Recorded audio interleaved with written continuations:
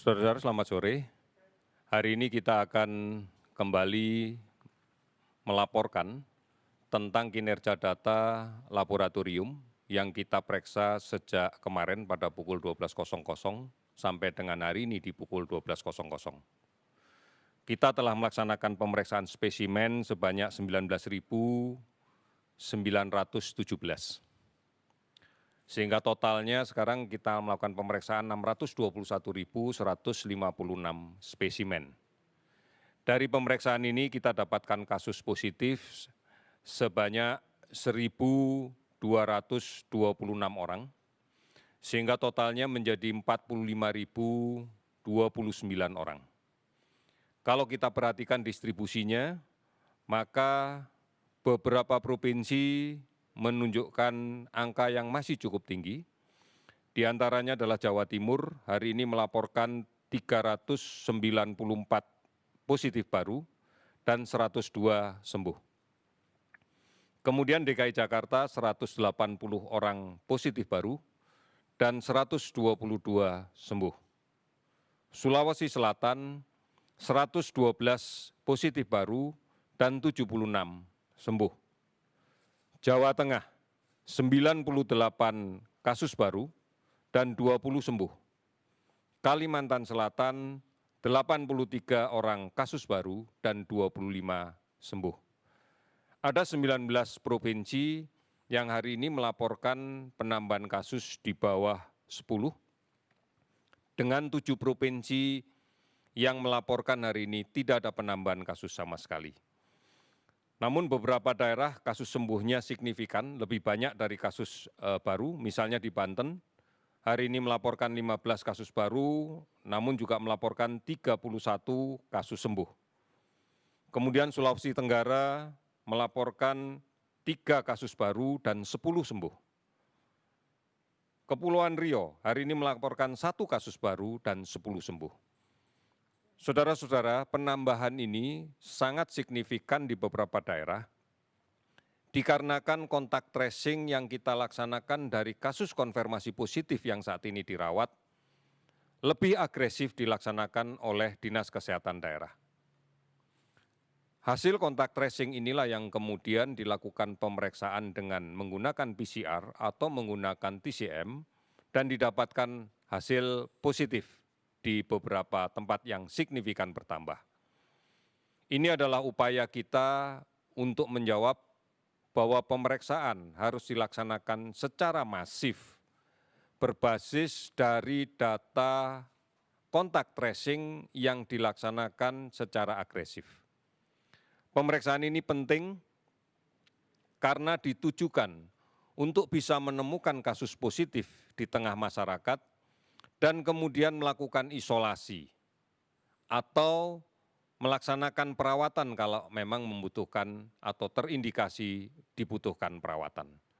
Ini menjadi penting agar tidak menjadi sumber penularan baru di tengah-tengah masyarakat.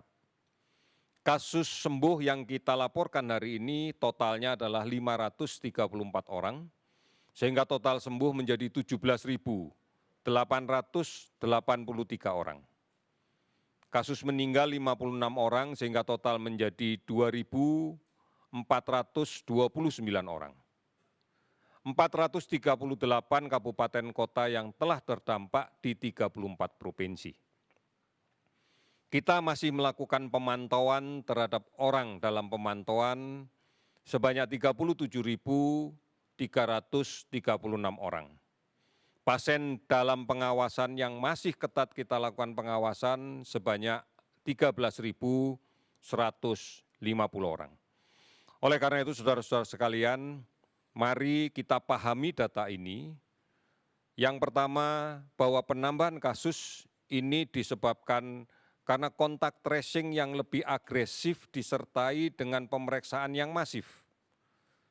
Tujuannya adalah untuk menemukan kasus positif dan melaksanakan isolasi ketat agar tidak menjadi sumber penularan di tengah masyarakat.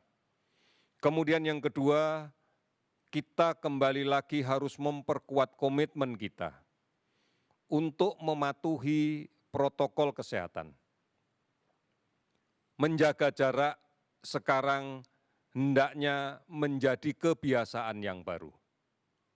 Karena kita tidak pernah tahu siapa yang membawa virus di sekitar kita. Oleh karena itu menjaga jarak tujuannya adalah untuk melindungi kita sendiri, agar tidak tertular, agar aman dari virus ini. Kemudian menggunakan masker adalah cara yang paling efektif. Apabila semua masyarakat menggunakan masker, maka orang yang rentan tertular akan terlindungi. Dan apabila ada orang yang membawa virus ini, namun dia tidak mengeluhkan gejala apapun, juga bisa melindungi orang lain karena droplet yang mengandung virus yang keluar pada saat dia bicara, pada saat dia batuk, pada saat dia bersin, bisa tertahan di maskernya. Kemudian kebiasaan mencuci tangan akan menjadi pelengkap agar kita betul-betul terbebas dari kemungkinan cemaran virus COVID-19 yang menempel di benda-benda di sekitar kita, yang secara tidak sadar mungkin juga akan kita pegang. Ini menjadi sangat penting untuk kita. Saudara-saudara, apabila kita sakit, maka sangat besar peluangnya kita menjadi sumber penular di rumah kita. Di rumah kita mungkin ada orang yang sudah lanjut usia, yang memiliki penyakit-penyakit komorbid. Di rumah kita mungkin ada anak-anak kita yang masih balita. Mereka-mereka inilah yang harus selalu kita pikirkan setiap saat untuk kita lindungi. Oleh karena itu, setelah kita bepergian, melaksanakan aktivitas di luar rumah, karena memang kita harus produktif, jalankan protokol ini dengan baik. Jangan pulang membawa penyakit.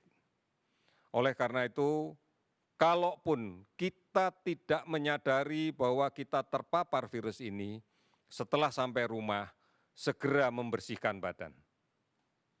Segera ganti baju. Segera bersihkan peralatan yang kita bawa dari luar sebelum berinteraksi dengan anggota keluarga di rumah. Ini cara yang harus kita lakukan. Dan cara ini kami mohon untuk diedukasikan, diajarkan, dan diberi contoh kepada seluruh anggota keluarga kita.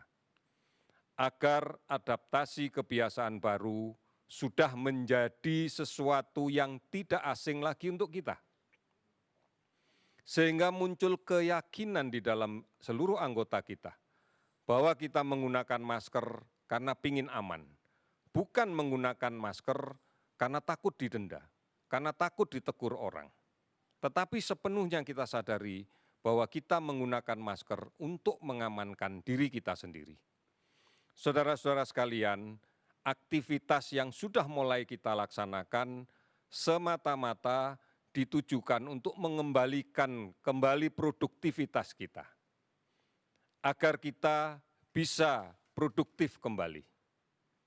Bukan sebagai sarana untuk menahan diri yang selama ini tidak boleh kemana-mana, sehingga kemudian euforia, kegembiraan tanpa batas yang justru nanti malah membahayakan kita.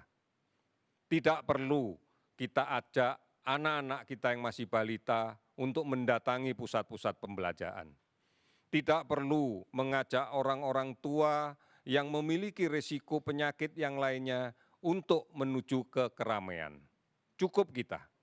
Dan lakukan seperlunya, sesuai dengan kebutuhan kita. Kalau memang tidak bisa diselesaikan dari rumah. Oleh karena itu, mari bersama-sama kita mengukuhkan kembali komitmen kita, bekerja sama, bergotong royong, peduli, dan saling mengingatkan semuanya agar kita mematuhi protokol kesehatan. Kami yakin, kita semua yakin bisa mengatasi ini. Kita pasti bisa. Terima kasih, selamat sore.